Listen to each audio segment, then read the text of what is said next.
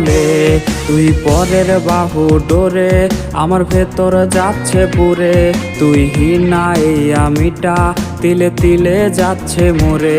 আমার পুরুষে পুরুক বুক তুই কুরারে তোর সুখ তবু মরার আগেও আমি দেখবো না রে তোর মুখ আমার মৃত আত্মাটা